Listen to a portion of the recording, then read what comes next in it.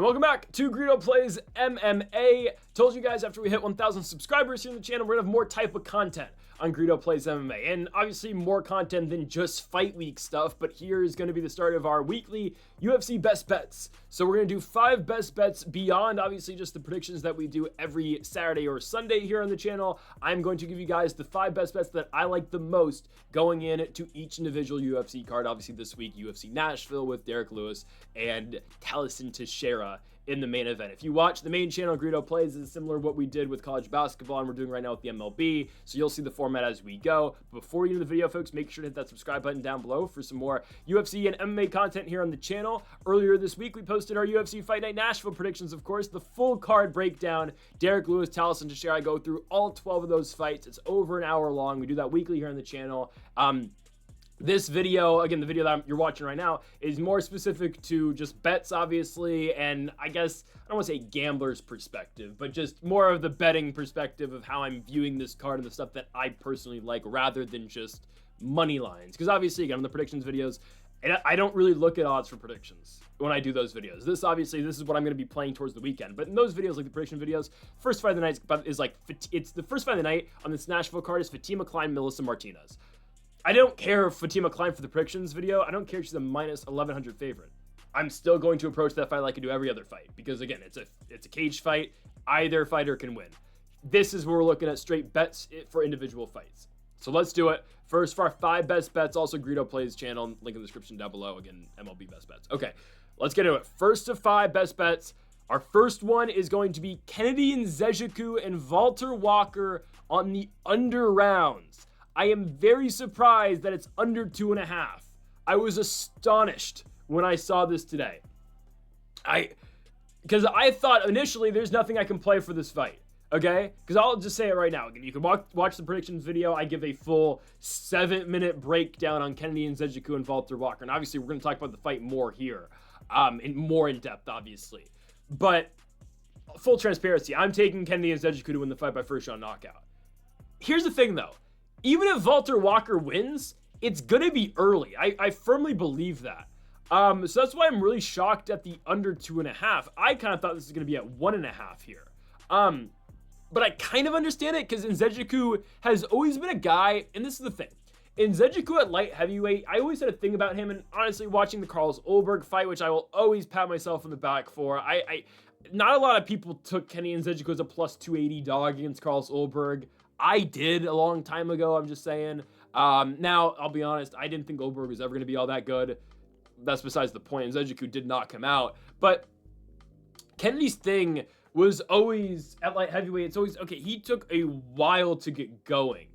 But even in those fights where he did take a while to get going, Ulberg, Danilo Marquez, Carl Roberson, Devin Clark, Ion Cutelaba, all 5 of those fights at light heavyweight that weren't first round finishes, it's still under 2.5 rounds. Carlos Ulberg was a second round knockout. Danilo Marquez was a knockout standing TKO 20 seconds into the 3rd round.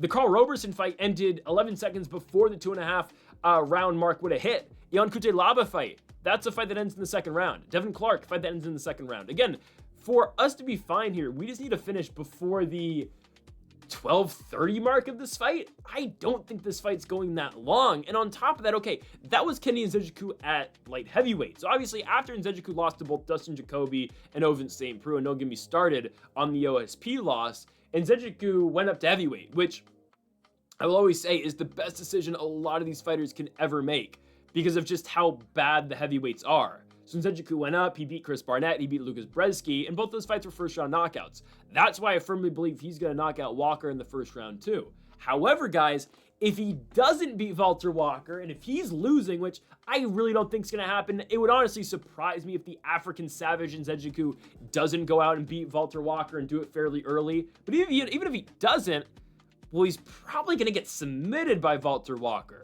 So Valter Walker has had 3 fights in the UFC, and Nzechukwu he has been subbed once. I think, the Paul Craig fight. That was back in 2019. And Paul Craig's a weird fighter. But Valter Walker has, his 3 fights in the UFC is 2-1, okay? The loss of Lucas Brzeski, that's why, and again, MMA math isn't always MMA math, but technically, right, Nzechukwu has beat Brzeski and Valter Walker has not. Walter's last 2 fights, a first-round submission victory over Junior Tafa via heel hook, and we'll get to Tafa later in the video, and a Dontel Mays heel hook in the first round in 1 minute and 17 seconds. So Walter Walker is going to go out there and finish fights. I mean, this is a traditional grappler versus striker fight. Usually, these fights don't go to the decision because, for the most part, one guy's going to take over the fight. Whether it be Walter Walker or whether it be Kennedy Nzechukwu. Either Walter Walker early in this fight establishes the fact that, okay, I'm a better grappler. I know I'm not as good striking-wise with this guy, but he can't stuff my takedown, so I'm going to win all day long down here. And eventually, I'm going to find a way to a submission. Either that happens, or Kennedy Nzechukwu keeps Walter Walker on the feet, Walter Walker tires, and Kennedy Nzechukwu breaks this guy. Because, again, it's not like we need an early finish here. Like, the over-under for Austin Lee and Vitor Petrino's is 1.5 rounds, and it's like minus 170 for under, which makes a lot of sense. This fight can go into the 3rd round. We can get a 3rd round finish, and we win. So basically, again, yes, there could be a very late 3rd round finish. But ultimately, if you think there's going to be a finish in this fight, we're fine here with the over-under. Again, fight to go the distance, I think, was like minus 145. So that's why I'm just going to opt for this, because I think it ends a lot earlier. I don't think this fight makes it out of the 1st round, but obviously, we have some flexibility, obviously, if it doesn't. Both ways, though, I think Kennedy Nzechukwu is going to win this fight in the 1st. If not, I think Walter Walker is going to submit Kennedy Nzechukwu very quickly. Again, I'm really high on Nzechukwu. I've been for a while. I think he really is going to be. I think he's going to be really good in this weight class for a long time. I do worry about his chin once he reaches the better guys, but obviously in a fight like this, I mean, Walker's not knocking him out. He doesn't fight like his brother does. So we're okay with this. Yeah, give me the under here. And Kennedy Nzechukwu and Walter Walker under 2.5 rounds is minus 125. Our second best bet of the video is going to be a 2-leg parlay. Again, I have no specifics on how I'm going to be doing these videos. Like, oh, I'm going to do parlay. I mean, I have a set parlays I'm going to do, props. It's whatever looks best for me on the card by week basis. Our parlay for this week, though, or this weekend, is Chris Curtis and Junior Tafa. So these 2 fights are back-to-back. Chris Curtis is fighting on the featured prelim against Max Griffin, and Junior Tafa is fighting on the main card opener against Tuco Tokos. I think these are locks. I think so. I might be more confident on Junior Tafa than a lot of people are, but I'll tell you why in a second. Chris Curtis, Max Payne Griffin is just an easy one. Obviously, this is the much easier part of the parlay. Again, you're going to get around plus 110 for these 2 guys. Give or take, Chris Curtis is a minus 300 favorite. Junior Tafa is like a minus 170-ish favorite. So that's how you get that. Again, depending on what book you were looking at.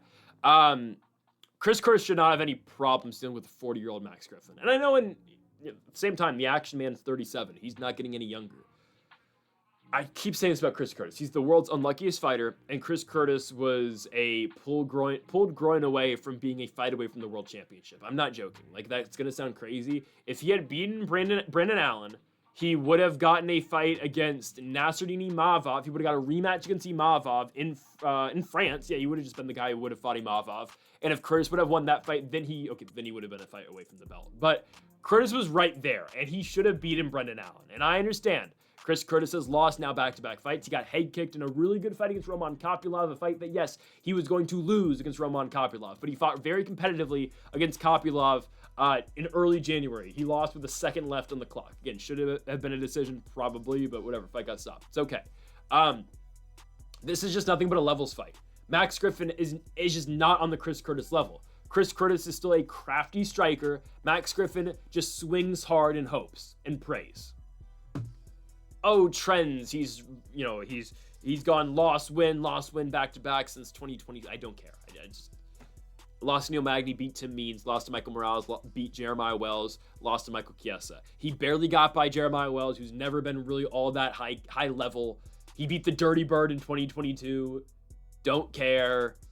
And also, I talk about Max Griffin, and I feel like Max Griffin always is just a really big knockout guy. Because really, that's how I've always known Max Payne Griffin. That's how he came into the UFC. I remember the last fight he had prior to joining the promotion, where he ultimately fought Colby Covington, was in Sacramento. It was West Coast FC, and he came into the Colby fight with a really quick knockout, if I'm not mistaken. And obviously, Colby ended up TKOing Max Griffin in Griffin's UFC debut. But I remember, again, watching the prelims of that card, Diaz and McGregor, and, I remember, I don't know if it was DC. It was, oh no, it would have been, I believe it was Mike Goldberg. it was either Goldberg or Rogan. They're talking about Max Payne Griffin. This is a guy who's got heavy hands. He can come out there and knock you out. And obviously, Colby neutralized him with the wrestling in Griffin's first fight. But we really haven't gotten a Max Payne Griffin knockout since then. I guess the second fight in the UFC, we got it against Eric Montano. Oh, and how can I forget the Song Kenan knockout? But again, it's been since March of 2021 since Griffin's knocked anybody out. I'm not that concerned about the Chris Curtis chin. I was concerned about it. I'm not going to lie, coming into the UFC because, yeah, I got knocked out by Reed Cooper III in the PFL. I'm not scared of it anymore. He will beat Max Payne Griffin fairly easily. Second half of the parlay, Junior Tafa to beat Tuco Tokos. Again, I might be way more confident than anybody on the planet is that Junior Tafa is winning this fight. Tuco Tokos is not a UFC caliber guy. Okay, I don't want to get too much into what he did outside the UFC, but I don't even know why he was a minus 675 favorite to beat Mingyang Zhang. It's probably because Zhang's record was 15-6 going into that fight, but who the hell had Tuco Tokos beat other than Ty Flores? And is that pre-PFL Ty Flores? I believe it is. I think that's pre-PFL Ty Flores. It is. Ty Flores has a little run in the PFL. He had lost to Josh Silveira in the semifinals. He's fighting Josh Parisian later this year. That's crazy. Anyways, that's Tuco Tokos' best win. Ty Flores. When this guy went to Bellator, he lost 2 fights, never won over there. Lost to Mingyang Zhang on road to UFC. Wins his first fight at a road UFC against a 3-2 guy. Beats a 1-7 fighter, and then beats Myron Dennis, and then comes into the UFC, loses to Umar Sy and Navajo Sterling. I know Sterling didn't do all that well in that fight. He still won. But it's like, and I get it, Junior Tafa is a 6-3 fighter. Well, he's actually won in the UFC. He's 2-3. He's going down to light heavyweight. Guys, again, if you've seen the pre-fight photos this week and the fight week photos from Junior Tafa that I just, bet on Twitter or whatnot, he looks like he's in really good shape for light heavyweight. And it's something that always needs to be talked about. Like, okay, a lot of these heavyweights are just guys who don't want to cut weight and can easily get down to 205 pounds. Obviously, there are the exceptions. There are the Derek Lewises of the world. There are the Francis Ngannous of the world. There are the Ciro Gans of the world. There are the Sergey Pavloviches and the Alexander Volkovs who, no matter what they try to do, they can't get down to 205 pounds. But for the most part, guys, if you're a 230-pound heavyweight, you can get down to 205 pounds. Like, hell, Jaito Almeida actually used to fight at 205. He ended up not really cutting that weight all that well, so he went up to heavyweight. But regardless, though, a lot of these heavyweights are just fat guys you don't want to cut. Junior Tafa looks like he's made the adjustments, right? And he looks like, again, he's much more fit for this fight, and he looks like a legitimate light heavyweight. He's going to knock out Tuco Tokos really early, and our parlay is going to cash fairly easily. Plus 110 for both these guys. I like it a lot. Tuco Tokos is not UFC caliber, and Chris Curtis is just on a different level than Max Payne Griffin. Plus 110 for the 2-legger. On to our third best bet of the video. I can't find exact odds on this. I don't know why. It's early Wednesday morning. I'm recording this video, and I can't find any exact odds for, winner, fight, how the fight stops, and what round. I can't find any of that right now. I'm here right now going to guess that Vitor Petrino is about plus 100 to win by first round knockout, and yes, first round knockout on the dot. I know it's a little bit of a dart, but probably not. I know it's always tough picking exact, okay, you have a 5-minute interval to win a fight, and you need him to win, not by submission, you need him to win by knockout. The more tape I keep watching on Austin Lane, he's so bad at fighting, man. Like, no disrespect to the man, I know he just called his profession, he's horrible at it. I went back and I rewatched the Greg Hardy fight. Obviously, again, there's not much to watch there, I just wanted to see it. Again, yeah, it's as bad as I remember it to be. Greg Hardy's just throwing aimlessly, and Austin Lane's walking right into punches. The Jonata Denise fight's really interesting, because Austin Lane wrestles Denise in the first round, but that second round, right, Austin Lane hits Denise with a really nice shot, but immediately just gets put on his ass and knocked out. It's over the point where I think DC was on commentary. I forget who was on commentary in that fight. DC or Bisping, one of the two. They kind of laugh when Lane gets knocked out because he was fighting so well. I think one of the commentators say, oh, Lane's fighting a really good fight right now, and boom, he gets dropped and knocked out. The thing with Austin Lane is, or was it the Pinto fight? Both of them, the Denise fight, he was wrestling early and they got knocked out. I don't remember if the commentary thing was on the Pinto or the Denise fight. He gets brutally knocked out with a hook in both those fights. Regardless, it was the Pinto fight where the commentators laughed at him. It was the Denise fight, obviously, where he wrestled. Anyways, he's fighting well in both those fights until he's not. Why? Because Austin Lane leaves his chin wide open to get hit. And I get it, the Pinto fight and the Denise fight are both second rounds. he gets by in those fights because he can wrestle and just kind of just avoid that. I mean, how the Robelis Despain fight, right? Lane stays in the fight because he's able to wrestle. Despain obviously wins the fight because he's able to wrestle Despain. Vitor Petrino, and we haven't seen it all that much yet in the UFC, but hold on here. He's supposed to have a good grappling game. Okay. It's to the point where I don't think Austin Lane's just going to be able to impose his will and grapple and just, put Petrino on his back the entire fight. I don't think it's to that point. Additionally, Vitor Petrino hits hard, and he's coming up from light heavyweight. Like I mentioned earlier with Junior Tafa, a lot of light heavyweights can go, or sorry, not Junior Tafa, with Kenny Zejico. A lot of light heavyweights can just go up to heavyweight and be really successful and be really competitive. Vitor Petrino is nothing different. This is a guy who, at one point, had a lot of hype around him, beat Tyson Pedro in a co-main event of an Apex card back in March of 2024. He was 4-0 in the UFC, then proceeds to lose to Anthony Smith in his own home country on a pay-per-view card. Way to go there, pal.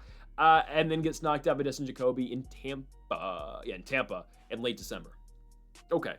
Again, light heavyweight, compared to heavyweight, there are way better fighters at light heavyweight than there are at 265. Austin Lane is not a good UFC fighter. That might sound harsh, but it's the harsh truth. Austin Lane is not a UFC caliber guy. Vitor Petrino, even though he sucked recently, he is somewhat UFC caliber. He's going to go out there and knock out Austin Lane in the first round. My main concern about Austin Lane, and here's the thing, Vitor Petrino at his best can knock you out. He can. So that's why I'm trying to predict it on the dot. First round knockout victory for Petrino. It's something he has not done yet in the UFC. I understand. But I look at the matchup and I say, okay, Austin Lane leaves his chin wide up. He leaves his chin in the air, like Talisman Teixeira, we're going to talk about later, and like Paddy early in his UFC run. He's so there to be hit. Here's the thing, Austin Lane will throw. He'll throw a hook, right? But he just leaves it. He doesn't, what was the right terminology here? Austin Lane doesn't cover at all when he throws. He'll throw wide open and just expose. He will not, again, different fighters have different, ways of fighting, obviously. Austin Lane does not cover at all, though, when he throws. He leaves himself wide open to get hit. So, sure, Austin Lane might throw big, and this is what hurt him in the Pinto fight. He was throwing aimlessly in the Greg Hardy fight, but he will throw, and he will not even remotely check what's coming back at him. He'll throw a right, and boom, he's going to get hit at the same time. Taking Vitor Petrino. I think Austin Lane's going to overswing, and I think he's just going to get caught in the counter. Vitor Petrino, first round knockout. I'm predicting on the dot. Don't know what the exact odds are going to be. I'm estimating about plus 100. Give me Petrino by first round knockout. Okay, fourth best bet of the video. We get into our two big fights of the night. Ultimately, nothing from this fight changes from what I said on Sunday or Saturday, but I'm going to go over it again. And I have seen, again, I read the comments for these UFC videos. Trust me, I do. I always read comments. If I'm not responding, I am reading them. I saw some comments just saying about, how can you pick how can you pick Steve Garcia against Calvin Kattar? Garcia's unproven, and Kattar's the higher level of fighter. While that may be true, and, so far in both these guys' careers, that may be the case, that's fair. I legitimately think Steve Garcia's on the up and up. Okay, and I look at Steve Garcia's victories, and you might not be high on the Melt Costa victory, because that was before Costa went on his little run, obviously, of beating, Jourdain and Arosa and whatnot. Did he beat Arosa? He beat Jourdain. I think he beat Arosa. Arosa, no, it wasn't Jourdain. He never beat Jourdain. It was Arosa and C-Rod. Anyways, when Steve Garcia beat Melt Costa, that was before Costa again really started to get going. But Garcia has, again, it's it's very rare you see 5 straight knockouts at 145 pounds, excuse me. It's rare. It honestly is. This guy has a lot of power for the weight class. And sure, Kyle Nelson, Sungwoo Choi, Shine Nunnambeka, and Chase Hooper, they're not on Calvin Kattar level. But here's the thing, guys. We don't even need Steve Garcia to knock out Calvin Kattar. That's why at the time when I made my prediction video, I was astonished, and I still am, that the odds are this close. Steve Garcia minus 125? Sure, I'm going to take that against gun-shy Calvin Kattar. Because ultimately, that's what Calvin Kattar was in his last fight. And sure, he got buried on the Apex in his last fight, which was kind of ridiculous. And I get it. Yusuf Zalal's a good fighter, right? Yusuf Zalal is very talented. He's a guy that, while he might not be the most entertaining, he's a guy that's going to be in the top 15 for a very long time, okay? Just because of his style of fighting. He's 28 years of age. got the rare thing where, all right, you cut him early in his run, he can build himself back up at the regionals, and he will be back and better and in his prime. And that's exactly what happened to Yusuf Zalal. But man, Kattar he was so hesitant to pull the trigger in that fight. The Aljo fight, I get it. It's the wrestling that comes back at you. Aljamain Sterling, former champion. He's great. Kattar was so just, throwing. Well, that's the thing. Calvin Kattar's entire thing, like in the Josh Emmett fight and pre-injury, Calvin Kattar's always throwing something, right? Even if he's just throwing a jab, he's always putting something out there.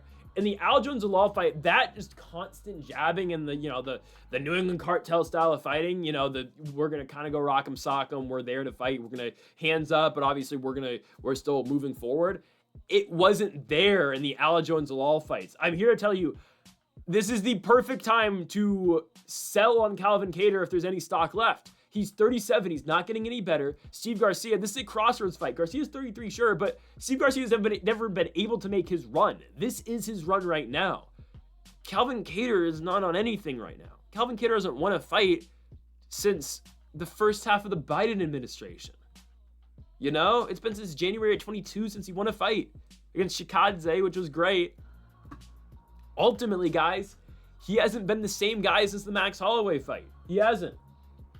He beat Giga, sure. Giga was never what we thought Giga was going to be. Never was, right?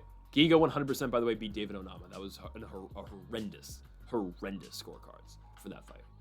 But Kattar is he's not at that level anymore, I don't think so. And sure, here's the thing. Steve Garcia, he's not going to threaten with the takedown like Yusuf Zalal, like Aljamain Sterling. Because sure, Zalal went like 0 for 11 on takedowns in the Kattar fight, something like that. But ultimately, right, Zalal, the third of the takedown makes his striking better. That's not going to entirely be there with the mean machine Steve Garcia, but that's fine. Garcia is going to be able to put the hands on Calvin Kattar, and sure, maybe we get a vintage Calvin Kattar performance. I'm not banking on it at all. What in this fight tells you Calvin Kattar is going to win? What? He's Calvin Kattar. He's fought Max Holloway. He's fought Aljamain Sterling. He's fought Zabit Magomedsharipov. He's fought elite guys. That's great. He's won one fight since 2021. One fight.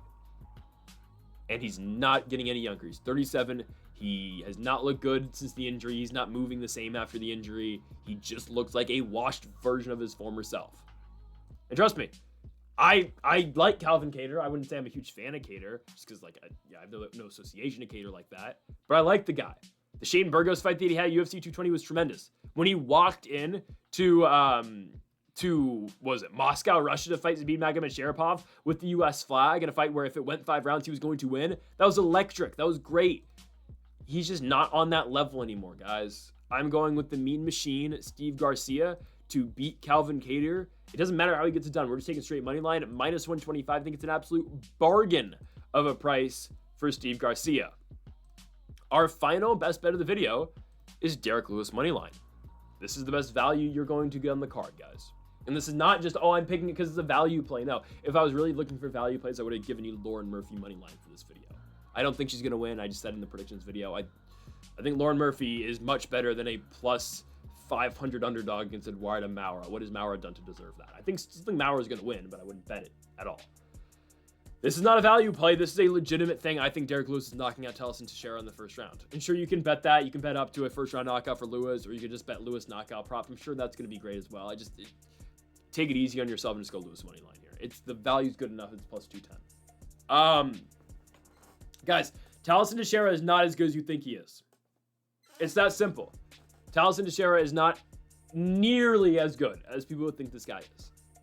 You look at the intangibles and you say, oh, okay, this guy, well, he's 6'7", he's huge, he's 25 years of age, he's young, oh, he's Brazilian, he kickboxes, oh, that's nice. Who is he beat? Tell me who Taliesin Teixeira is beaten. I'll go through his entire career right now. First fight, 0-0 fighter, sure. 0-1 fighter his second fight. 0-1 fighter his third fight. 4-15 fighter his fourth fight. Goes to LFA, beats a 2-1 guy and a 2-1 guy. On the Contender Series, he beats Arthur Lopez. And I mentioned this fight a lot in the UFC Nashville full card predictions video, but I'm going to mention it again. Arthur Lopez is a taxi cab driver, okay? This guy doesn't fight anymore, all right? This guy lost his next fight. Actually, he fought 2 months ago, but he lost, okay? Arthur Lopez is not a good fighter, okay? With all due respect. He would beat my ass, but that's neither here or there, okay? Arthur Lopez is a plus 1,000 dog against Taliesin Teixeira. It's, I believe, the last fight on the Contender Series card in September of last year. We know who's supposed to win the fight. Talison Teixeira gets tagged like 10 times in that fight. He wins because, oh, Arthur Lopez is not that good, and Talison Teixeira, obviously it's harder. But Talison Teixeira is getting clipped in that fight. And sure, oh, you know, Dana White stands up and he's clapping after the end of the fight because, oh, it's a back and forth war. That's great. You can't sustain back and forth wars at heavyweight. Those don't exist. Guys like Mark Hunt don't exist anymore. Guys with, you know, crazy chins who will stand and bang, like Hunt Bigfoot Silva, by the way, one of my favorite fights of all time. That was incredible. Electric on Fox Sports 1 back in the day. Or was it on Fox? It was on FS1 or Fox. I don't know. Anyways, those guys don't exist anymore for the most part, okay? Because there's guys like Derek Lewis who swing so hard and try to put you out with every single punch that he throws. But again, going back to my point, Talison Teixeira, he leaves his chin wide open. He's tall, sure, he's 6'7", but Talison Teixeira, to a point and to a degree, I don't know, again, if this is entirely true, because I'm not Talison Teixeira. I'm not in his camp. But for what I get from watching Talison Teixeira, sure, he gets Justin Tafa with a nasty elbow at UFC 312, and that's great. But what I get from him watching the Arthur Lopez fight, because in the Tafa fight was 35 seconds and he blitzed Tafa. That was great on the main card. But what I get from watching Teixeira in LFA, where sure his fights are short, but especially in that Contender Series fight too, he's a guy who's tall. He's 6'7", potentially 6'8", who doesn't think he can really get hit. He thinks he's too tall for that, and he thinks, okay, a guy like Derek Lewis too, and a guy like Arthur Lopez, who I believe is like similar build to Lewis. He's literally same build. 6'2", 6'3", heavyweight, way about the same. Same exact reach. Lewis got a longer reach. So it's literally just almost identical fighters. Obviously, Lewis is much better than that guy, Arthur Lopez. But Teixeira goes in that fight thinking, I don't know if it's just overconfidence, but hell, he'll probably be overconfident for this fight too. I'm walking in there. I don't think Arthur Lopez is better than me, and obviously he wasn't. So I can eat his power, and I'm so tall. I'm 6 inches taller than the guy. He's not going to reach up and, you know, find a way to hit me with a big overhand. And obviously, again, those have happened before. I mean, look at every Stefan Struve knockout, or look at Alexander Volkov, Derek Lewis. Derek Lewis deals with tall fighters pretty well. And again, he was losing that fight till a knockout, but my thing with Lewis is it only takes one, and this is a 5-round fight. Lewis doesn't need to get this done in the first. He's got 5 rounds of this. Talison Teixeira has never been out of the first round. He's never been past 3.5 minutes. And I'm not telling you Derek Lewis is some cardio expert, but Derek Lewis has won fights late in fights. Alexander Volkov, Shamila Durakhimov, Alexei Oleinik was in the 2nd round. Rodrigo Nascimento's last fight was a 3rd-round knockout. So again, I think Teixeira's at a point where he thinks, all right, I'm so tall, I have a high guard, like nobody's gonna get to me. Well, he doesn't have a high guard, but like, you know, I can kind of keep my hands down. I'm okay getting tagged because I don't really think I'm going to get tagged in the first place. And if I do get touched, like, it's not going to be hard enough. And Derek Lewis hits way harder than Arthur Lopez, pal. He's not going to let you just blitz you like Justin Tafa did. And Derek Lewis has dealt with tall guys before. I mean, I've seen the classic Derek Lewis. Okay, guy throws it straight at Derek Lewis. He ducks, covers, boom, throws the big overhand. It's literally the same. Well, the Volkov is kind of more of a straight. It was a straight overhand. I'm not telling you this fight's going to end up just like the Volkov fight does, because I think it's going to end much quicker. I think Lewis is going to show there's levels to this game, and Talison Teixeira is just really not ready for this just yet. But I think Lewis gets this done really early. I think he does. I think it's done easily. Talison Teixeira, he's 25. He's young. He's green. He goes from fighting Justin Tafa to Derek Lewis. Black Beast wins, and I think it's a great money line play. Plus 210 for Derek Lewis to win. He gets it done by knockout. Again, if the fight needs to go later, though, I'm still confident that the Black Beast gets it done. Derek Lewis, 1st-round knockout, but of course, just playing Lewis money line. So, folks, thank y'all for watching our 5 best bets for UFC Nashville. If you did enjoy the video, make sure to hit that subscribe button down below for more, and make sure to leave a like. If you have not yet, though, make sure to hit that subscribe button again down below for more. Folks, thank y'all for watching. We'll see you potentially later in the week. Probably, I'm gonna have a regional MMA video probably out for you on Thursday, maybe tomorrow. We might start that next week. I'll see you guys later in the week regardless. We'll have something up later in the week. Folks, thank y'all for watching. Make sure that subscribe button down below for more. And Mamba forever.